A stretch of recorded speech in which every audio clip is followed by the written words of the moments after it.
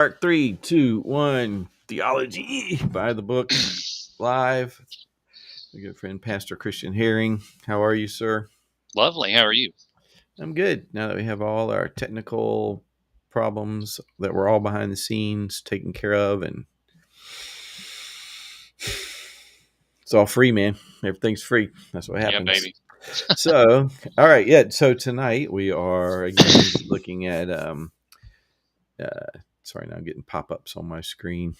We are looking again at Dr. Joel Beeke's book, Parenting by God's Promises, which mostly it's for our church and any other people that we know that are that want to go through this with us. We're doing a Bible study using this book, and then hopefully people have bought it and they're reading through it. So we're not reading the book; we're just discussing chapters which have been assigned, and we're on chapter 15 this time, which I Correct. like this chapter because it's talking about the Puritans.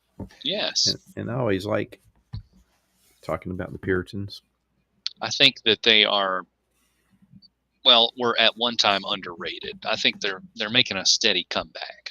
In certain camps. Well, sure. I mean, Yeah. there's entire sections of the church that don't have anything to do with the Puritans still. And there are also sections of the church that intentionally identify as Puritan. Oh, which ones are those? They claim to be, they say we're Puritans. No, they say we are Puritans. Yeah, or So like it's a Puritan. that's who we are. That's their denomination? Probably not. I don't know. But I know I've listened to some guys and they're like, yeah, we are Puritans. church. We are still trying to purify the Church of England. See, I think that's where it breaks down. Yeah, I think so, a little bit. But anyway, and plus, also, when one is speaking about the Puritans, Dr. Joel Beeke says a lot about, he writes about Puritans a lot. Most of his theology, I mean, it's Reformed theology. That's where what we're all looking at together here, biblical theology, a theology that was based upon studying of the scriptures and letting the scriptures speak for themselves and looking at it, how it coheres, where it's not just, individual verses taken here and there, but from a covenantal perspective, looking at what God has been doing in Jesus Christ from the very beginning until we get to the consummation of all things with the new heavens and new earth. So there's a book. Well, I'll tell you what. I'll go ahead and do it since I mentioned it. There's a part in this chapter 15, in his book, Parenting by God's Promises, that he talks about family worship. I don't know if I'm mirrored or not here, but this is called the Family Worship Bible Guide. Oh. And it's a nice little hardback book. It seems large in that picture, but it's really sort of a smaller little, I don't know how to give you do you know how big my head is? Okay, that's perfect. All right. So, but it's a nicely done book. It's got the little cloth, the bookmark in it and everything. The pages are like Bible pages, but here's the beauty of it. So, and it's called the Family Worship Bible Guide, but it's for older people, older children. But at a lot of homes like yours, you have children who are old enough to benefit from this, and children that are going to look at you and they don't. I don't know. Your youngest is getting older every day. And I'm going to look that up. Grayson, I'm intrigued now. Yeah, well, I'll bring it Thursday and show it to you. Lewis, my own children, I have trouble with their names. So, anyway, what it is every chapter of the Bible. It's like a little devotional commentary for every chapter of the Bible. So, if you are reading through the Bible with your family, and you say, like, we're going through Judges right now, so I thought that'd be fun. So, Judges 10. So you open it up to Judges 10, and there's like 2 short paragraphs on 2 points. To glean from Judges chapter 10. And a lot of chapters that you read in the Bible, you look at and you're just like, whoa, what? And then you read this and you're like, okay, but he probably had a lot more time to think about it. So I see but it's very helpful. It's really good for family. It says $23, but I don't think I paid that much for it. On Amazon, it's $24. Okay. See, but I'll bring it and let you look at it and you can see. But yeah, Cool. it's very, I try to give it to especially when I hear about families that are a husband and a wife, young, they're trying to read the Bible together. And if you'd like to, read a chapter and then have this to read about the chapter, it's kind of like having a study Bible of sorts, but with a little more Yes. information. So anyway, it's a good help. He's really Dr. Beakey. I've noticed, him and Terry Johnson as well have put a lot of effort and time into helping the church to grow in its understanding of the family, the household, and a lot of the church is starting to wake up to these things. Thank goodness. Yeah. So Puritans, we're talking about the Puritans because this is help from our Puritan forebears, and Dr. Beakey talks about the Puritans in a talk, and he says what most people say, like you can't just say the Puritans are all the same. There's different kinds of Puritans. They're Congregationalists and Presbyterians. They are, you know, uh, different theological nuances within Puritanism because they were still working out their theologies in the 1500s. And he says the first time the word Puritan was used, it was in the 1560s, and that a lot of the Puritans did not like the term at all. And I think who's known as the father of the Puritans? What's his name? Tom. I don't know why I have trouble with his name. He said it was a Oh, vile description. It's a vile description because it makes you sound like you're a perfectionist. And so right. apparently in the 1800s there was a big pushback against what the Puritans were teaching. They wanted, they were looking more liberalism, more. What was Charles Finney? Oh, Sorry to throw. yeah, no, he's He was around Edward's 1800, time. like After that, yeah. 1840s. Yeah, Yeah. so I think it's a lot of that, and so there was a lot of pushback to Puritans. Like the Puritans were trying to get people to stay biblically accurate, and they cared about theology. They thought that good theology was important. Um, and I wrote these four things real quick because I don't want to spend all the time talking about Puritans. But if people don't know who the Puritans are, then it's a little tricky. One, they love the Bible. They sought to search the scriptures and to apply them to all of life. So the the Latin phrase coram Deo, which is face of God, so that all your life is lived before the face of God. Second was they had a Trinitarian theology. They had the electing grace of God, the dying love of Christ, and the application of that work by the Holy Spirit in the life of sinners. So they were very a word that we don't use much in this way. They were very experimental in their theology and in their preaching, so which meant that you were to experience Christ in the preaching. You were to have an experience with the living God. You should have a lived out theology. Third, the significance to the significance of the read my own writing, the significance and the importance of the church to the work of Christ. And he said the church should have plain and earnest preaching. It should explain the scriptures and apply the scriptures to the people. The service should be biblically, it should have biblically ordered worship, and they believed in a spiritual brotherhood. And last, he said personal and comprehensive conversion. So they believed that everyone needed to be saved. Your children need to have a conversion experience of types. They need to, because I believe a child could be regenerate from extremely young age until he's able to even articulate it. But at some point, he needs to be able to articulate his, because once we're converted, we aren't sinless. We still need forgiveness and confession of sin. So I think some people, and I'll let you respond since I'm just yammering. Some people, some people, when you think about children and they wait until a certain age until they make the profession of faith and to go down the aisle and they do the whole deal. Um, Seem to almost, and I don't think they would articulate it, but almost it sounds like you go from lost to saved, and not just lost to saved, but from sinful to sinless almost, which they wouldn't say. So if you talk about a child being converted at a very early age, some people hear that and they think, well, they still need to be converted. They still need to repent. They still need to. but you need to continually repent. You need to continually respond to the gospel. You don't just have a one time. I mean, I believe in a one time regeneration, justification. You're saved, but in our experiential experience of the gospel, it's an ongoing, because the Bible talks about us being saved and continuing to be saved as well. There you Agreed. go. All right. Well, that's Yeah, no, so well said. now chapter 15 begins. And again, we aren't reading it, but I will read the scripture at the beginning, Colossians 3:18-20, which is, wives, submit yourselves unto your own husbands as it is fit in the Lord. Husbands, love your wives and be not bitter against them. Children, obey your parents in all things, for this is well pleasing unto the Lord. Fathers, provoke not your children to anger, lest they be discouraged. And he does a good job of going through this.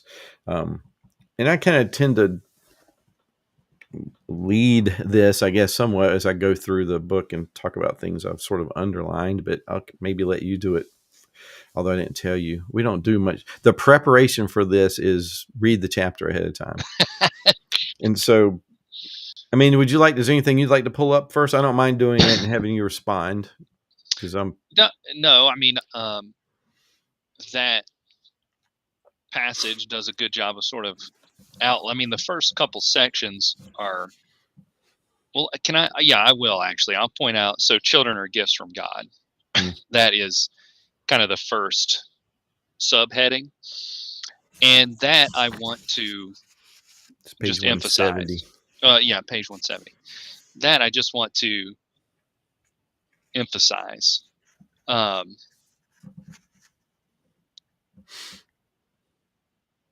Okay. Um, because I think in our culture, it's gotten like children are a nuisance.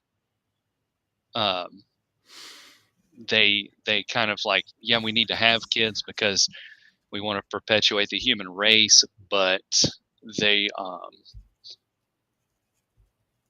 they just get in the way of like us fulfilling our dreams and hopes and ambitions. And that's not the biblical picture at all. Um, I actually went to get a chainsaw on Sunday afternoon from a guy, a used chainsaw, and I took my three boys, and he was like, "Oh," and I think the guy was a pastor because his house was like next door to this church, and he said, "Oh yeah, you got three boys." I said, "Yeah, and we got sisters at home," and he was like, "Man, children are a blessing," and I said, "Yeah," I said, I said, "Be fruitful and multiply, like that's what we're called to do." And I remember our, let's see, it might have been like our 7th or 8th anniversary. Like, Adeline was 1, and we had gone out to do this cooking class with like a chef as our anniversary present. And this lady, ended up, it was just me and Andrea. It was supposed to be like 10 other people, but they all canceled because they were in one group. So you had your personal chef. We had a private chef. It was super Awesome. cool. It was really neat. And this lady was super nice, and we we're talking to her, and she's like, yeah, it kind of comes around, she's like, yeah, I just I found out I'm pregnant. And we were like, all right, like we were so excited, and we were like, congratulations, this is wonderful, kids are great, kids are a blessing. And she was like literally just starting to cry Hmm. because she said, you guys are the first people to talk to me that way about having kids. Wow. Everybody else is like, oh no, it's so tough and all this, and Hmm. maybe not necessarily, oh, it's bad, but just All right. nobody Hmm. in her realm was like, hey, kids are a blessing, like they're a joy. Yeah, it's hard, but it's a joy, it's a gift from God. So I just Yeah, and well, that's very good. I'm glad you did bring that up because I mean, the world today, the culture with young people particularly, it's like, and I've heard Christians even say it. Why would I want to bring a child into a world like this? right, And it's like, well, but that's the wrong. you're not having a Ugh, biblical worldview with what you're looking no. at. You're not thinking about it in the way, and then even yeah. I mean, I guess we could talk about that the whole time. But yes, children are a blessing from the Lord, and not Yeah, just because. And I think a lot of people believe, well, back in biblical times, you needed to have a large quiver of children so that they could go out and work the field with you. or if You know. because only 30% of them are going to live. Well, he talks about that too, doesn't he? Yeah, You have a lot of children because you're yeah, I playing the mean odds. it's just terrible though to think of what people, the Puritans, different people who lived back then. I mean, the mortality rates for infants and small children was terrible. Yeah, And so what that does to a person, I know people who've lost children, believers who've lost children that go through it in very Amy's parents lost a child at a very before she was born. And then they lost an adult child too. And they walked through it with the Lord and it hurt and it left lasting scars, but it was, I don't know, seeing how they would they have said it would have been better had we not had them. It's right. like no, No, no, and they so as difficult as things are, so but just thinking of that being a typical experience for people back then to have to deal that's with. tough. I mean, golly. He says at the very beginning on page 169 that the Puritans were responsible for developing the Christian concept of the family we have today, and they excelled in their teachings on marriage and family.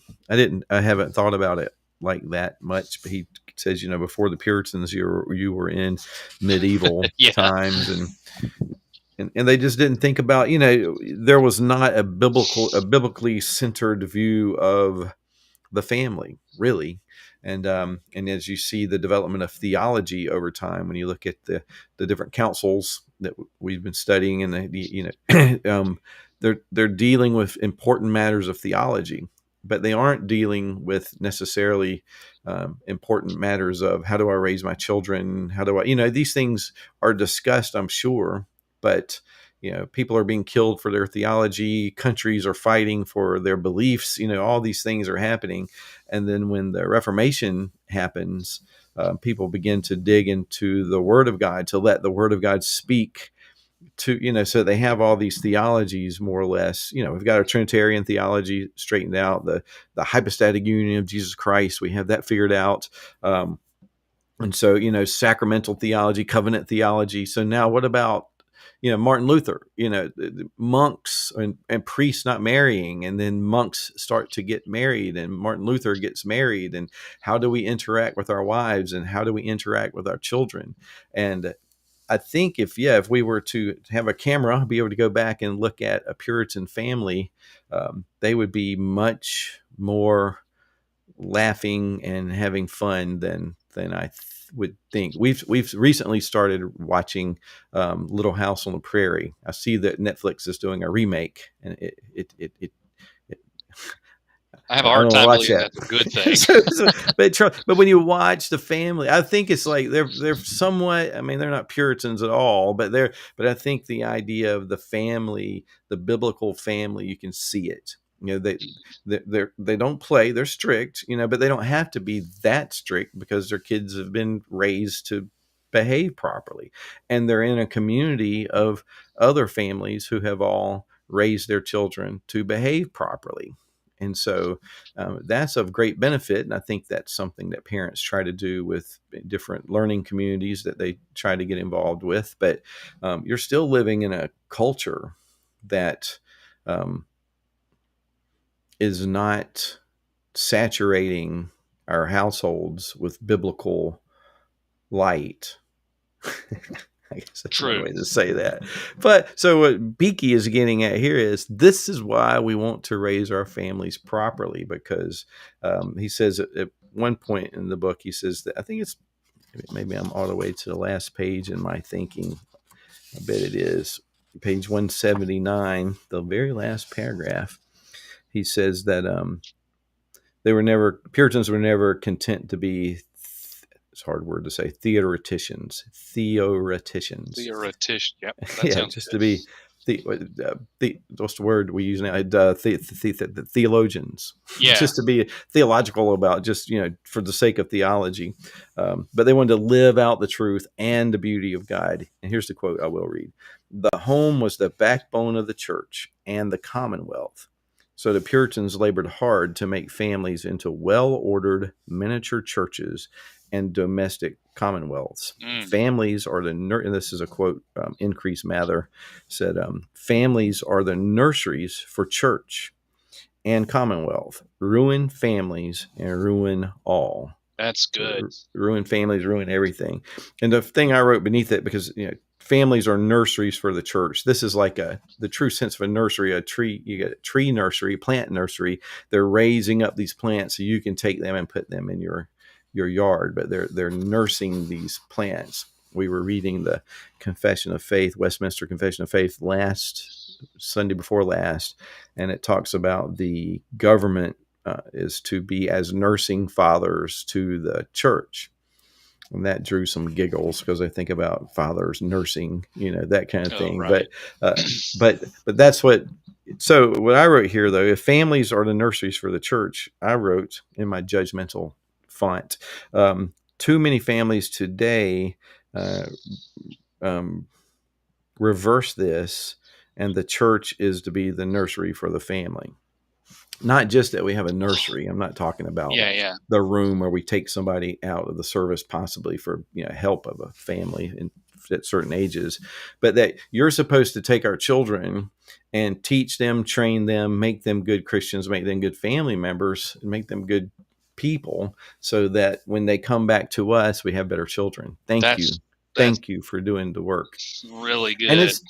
but it's the opposite. They're supposed to be teaching their children, but it's a responsibility. It's a cyclical. So the church, I think this is, training the men and the women to know the Bible, to know the scriptures, to know how to read it for themselves, listening in the worship service, participating in all the singing, the prayers, the sacraments. And then when they go back, they know their responsibility is to train their children.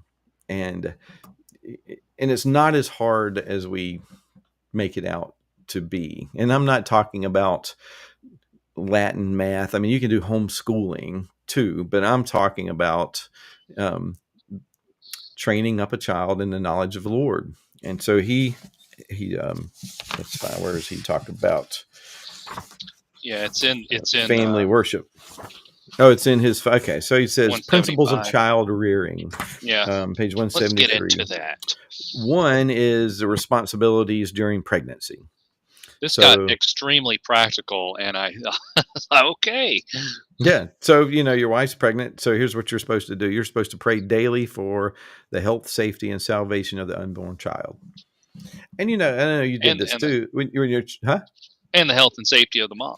Oh, absolutely. And so, I know, and you probably, when my children were in the womb, I was talking to them. I would lean right there and I'd say, that my kids are sick of hearing this from me, but I would tell Ian, I'd say, "Ian, this is your father. You can never defeat me in a physical contest." Implanting these things in his psyche as a small child, so that even to this day, he cannot defeat me in a physical contest. And it's all because you planted He that in doesn't understand why. subconsciously. Exactly. But your voice is there. I love you. You're talking, you're praying with him. For those children exist from the time of their conception, from the time that we know. And so anybody that tries to use the abortion argument is just Foolish. suppressing the knowledge of God and their sin. Yeah, yeah. All right. So pray daily for the children that aren't born yet. And second, to safeguard the health of the pregnant wife. And he talks about miscarriages were so common, the families lost 1 out of every 4 children that they conceived.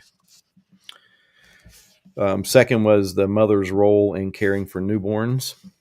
And I heard 2 mothers talking about this at church Sunday, actually, that one of the fathers said that for the longest time, they could not comfort like one of their children. Only the mother could do it. Oh, yeah.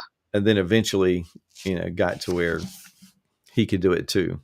But It's well, I mean, some of our kids, that's just standard. Like there are some things that only mommy is going to be satisfactory. And I get it. I'm not upset. I'm just right. So, and he also talks about they encourage breastfeeding, yeah, not just all for the right. best nutrition of the infant, but because it helps strengthen the bond between mother and child. That was interesting. Extremely practical. Third is the covenant obligation of baptism. Children were members of the covenant made between God and their believing parents as members of the visible church. And Puritans saw parents as stewards of the children on God's behalf. And they understood that covenant children must be born again. So that's, a lot of times people hear that, Presbyterian, you baptize infants.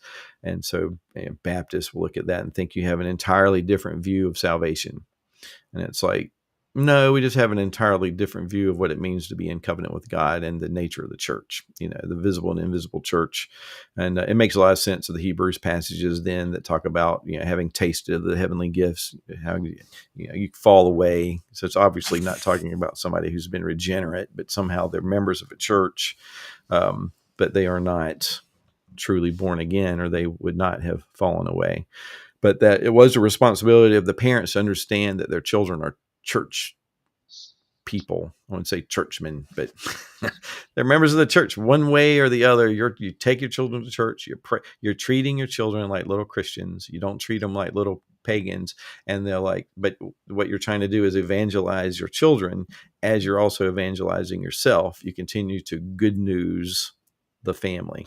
And then at some point they begin to articulate, understand the faith for themselves. And then that's where, we believe then they can come to the table of the Lord, and they too may take and eat and not just be given and eat. And then, some churches believe you should be able to give even small children communion. For education in the ways of God. So you should be teaching them about this. And he talks about catechizing the children. So I was shocked not that long ago, I mean, maybe a couple of years ago, to learn that I think Martin Luther probably was, I don't know if he was the first, but that the Reformed guys invented the catechism for theology. I imagine there were catechisms for teaching other things. That they didn't invent teaching by questions and answers, which is what a catechism is. But Martin Luther came up with, Luther's catechism. So he would teach, I don't know Luther's catechism, but children's catechism. What is God? God's a spirit. Well, who is God? What's the first question in the children's catechism? We've advanced to the shorter catechism now. Who made you? Who made you? That's it. God. What else why did God make? Yeah, God made all things. And why did God make you in all things? For his glory. So, so then the Catholic Church realized that people are being trained in Reformed theology and realized they need to come up with a catechism too. And so I thought, first time I went to a Presbyterian church and they were talking about a catechism, my first thought was, that sounds mighty Catholic. Mighty Catholic. And turns out that the Catholics copied them. Yeah, that's the last thing you want to be accused of around here. Yeah, so, so here's the goals of catechism. One was to make sermons and the sacraments understandable for covenant children. So, it's, as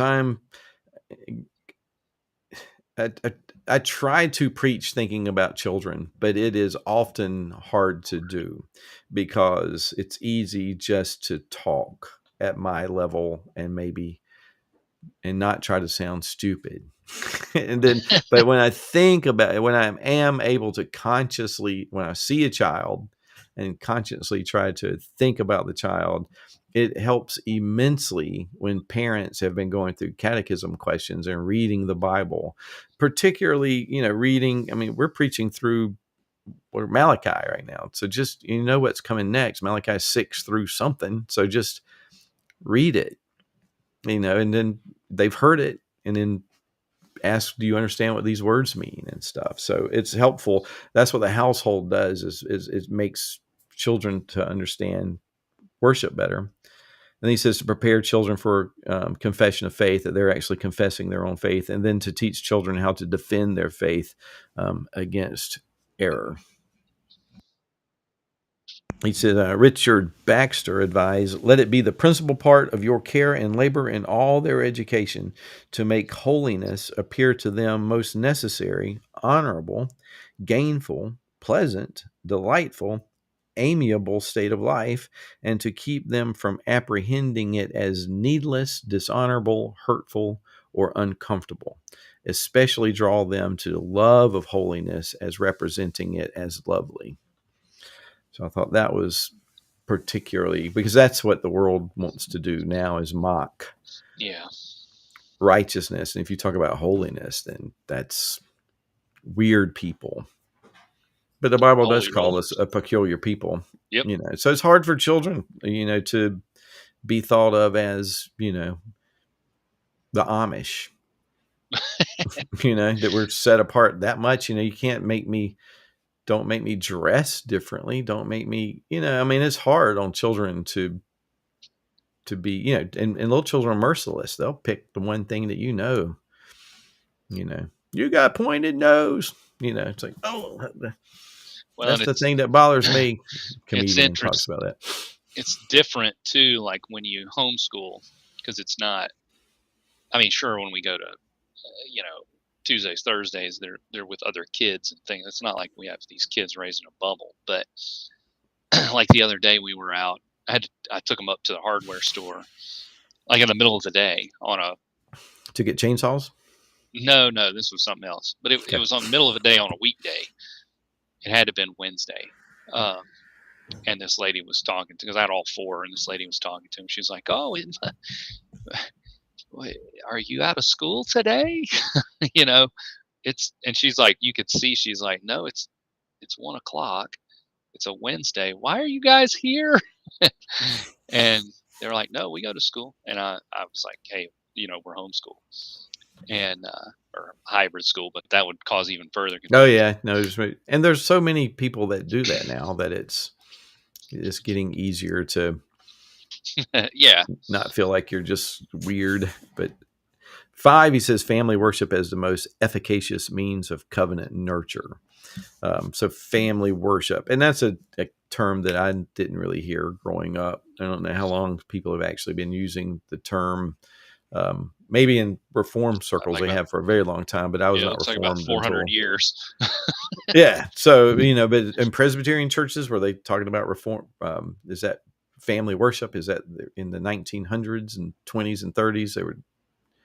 You don't know I either. think it You kind of weren't fell there. off. Yeah, I Okay, wasn't so at there. some point they were, and then they did. I mean, we'll talk about devotions, having devotions with your Yeah, children, something like that. But private family worship, devotions. but I do think there's the sense in which the term family worship can make it seem more daunting to some people, because that's what the pastor does, and I'm not equipped to do all of that. And if you just talk about devotion, well, I can do a devotional, but worship, I mean, you can do a devotional as worship too. But he just says here on page 175 that Puritan families would gather for worship once or twice a day, and they have the directory for family worship was written in 1647, and it recommends that family worship consists of prayer. We do that. Um, the singing of praise. We've started trying to incorporate songs. We have a hymn of the month. We put in a hymn of the week in our bulletin, so that one hymn that we will be singing next week is put in the announcements, so that families can review it and sing it and talk about what it means before we come to the worship service. And then reading the Bible, and then teaching the basic truths of Christianity, which is catechism. So if you get a little catechism book, or just find the shorter catechism or the children's catechism and just read the questions and answers, even if you're not a theologian, you have theology at your fingertips, and then have a spiritual discussion about it. You're frozen there with your hands up as if you had an epiphany at some point. Can you speak? I don't know. Oh, look at you. Did you have an epiphany? No, yeah, the epiphany was I'm locked up. My screen's Oh, locked up. that's why. I can hear you. I don't know what. I can't turn my camera off. Wait, maybe. All I don't right. know. Well, we're getting close to the end of our time. So Yeah, let's see the need for chastening or discipline as part of covenant nurture. We talked about that last week some, but sure enough. it's about a balance. They're not just harsh. They want you need to have a relationship with your children. There needs to be some fun. There needs to be laughter. There needs to be seriousness. Um, and he talks about a balance. And then the parents were consulted in a child's search for, seeking parental help in making life decisions. So if you were going to get a job or pick a career, your parents would you would talk to your parents about what do you think I should do? What do you see as my gifts? And then being consulted on the child's search for a spouse. Hey, that's That's so pretty good. neat. That's And real good. but helping your children think through, is this who you want for a wife? Is this a type of person you would want for a wife? And that And didn't happen in a generation ago. no, and so we do premarital counseling, and by the time premarital counseling happens, two people already want to be married. I mean, That's that's pretty the much problem. We want to too get late. married. Okay. Well, let's talk about whether you want to get married or not. Let's talk Yeah, about whether this is the right person for you or not. Let's talk, you're way down the road of picking a pastor by this time. But I do know children I know young adults who, um, said they want to get married. And then their parents said, well, let's have a conversation.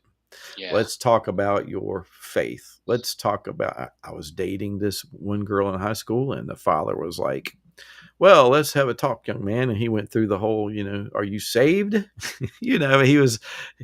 I was examined as well. I should have been, and should have been examined a little more thoroughly. But the problem was, I had all the right answers because I had grown up in the church, so I knew what to say.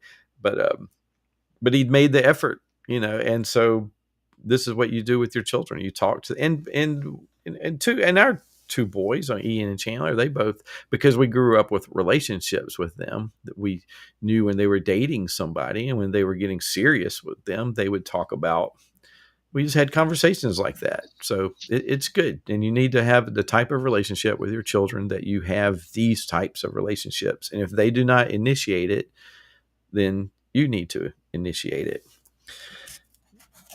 So anything you correct. want No, to add to I that? just like I said, that wasn't done in generations. Well, do you love them, or do you feel the little pitter pattery thing in your knee? This is good. I'm taking notes because this is how I want to make sure and handle it when the time comes. And he also says, don't pick the spouse for your child. I guess that was a different day. Don't want to get married just because they have money. Don't want to get married for political purposes. Um, all these things. So 9:08 Yeah, is can the you still time we hear me? Because start. now my screen is blacked out. Yeah, I can see it. I can. Yes, I can hear you. Okay, so this is interesting. It's First Chronicles 9:8. Okay. Ibnaniah the son of Jehoram, Elah the son of Uzai, son of Mikri, and Meshulam the son of Shephatiah, son of Reuel, son of Ibnijah. It's Caught me funny right because in the middle of a genealogy. this is it had something to do with genies. This is my life verse actually.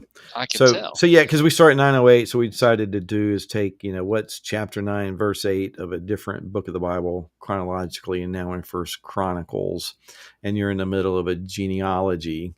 And I Yeah, remember going through this genealogy in seminary, and they're like, "What's the purpose of genealogy?" And one thing I remember the seminary professor said, "Imagine what it would be like to have your name written in the Bible." yeah. And I thought, Okay, as long as it was for something good, or at least just in this genealogy. But he's like, he knows our names. He cares about us. The people matter by name. And I always thought that's pretty cool that That is cool. our names are written on his hands. He knows us well. And so thank you. I also tonight learned how to block people that are Thank on goodness. YouTube. Yeah, I don't know what that was about. But you did a good job of maintaining your line of thought as I tried to figure out how to do that. But anyway, so, well, thank you, sir. The Yes. next chapter is 16. I think they come in order. Teaching children piety. This ought to be interesting. Yeah, so that's good. Okay, thank you, sir. I appreciate your presence. I'm sorry we lost your camera, but we still have your sound, and we'll be turning this into a sound podcast soon anyway, so that'll we be will. just fine. Well, I will. Oh, Yeah, okay. these are all on Spotify and I stuff. thought you meant like entirely. Oh, we're just gonna go. Yeah, I don't know. I've got a camera. I got a light now. I got to use it. So Yeah, I hear you. okay, I hear you too. Okay, then. All That's right, it, then. folks. Thank you, See you sir. later.